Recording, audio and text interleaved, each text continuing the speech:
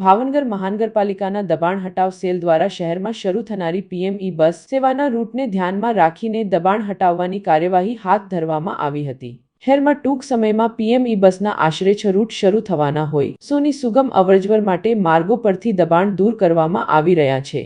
દબાણ હટાવ સેલના અધિકારીએ જણાવ્યું હતું કે પીએમઈ બસની તમામ બસો પ્રાથમિક રીતે ગંગાજળિયા તળાવ વિસ્તારમાં આવવાની હોવાથી ત્યાં રિક્ષાઓ સહિતના વાહનો લોક કરી કાર્યવાહી કરવામાં આવી છે। આ ઉપરાંત ઈ બસ રૂટ ઉપર આવતા તમામ પ્રકારના દબાણોને પણ તબક્કાવાર રીતે દૂર કરવામાં આવશે।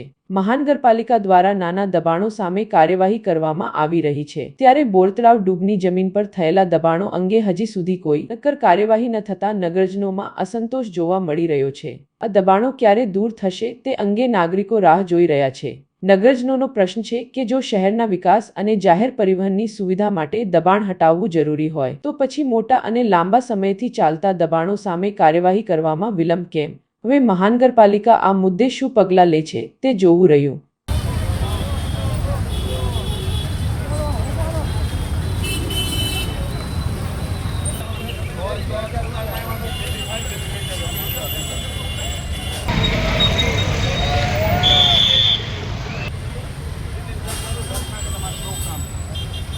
रूट से बस ना 70 खाली करावाना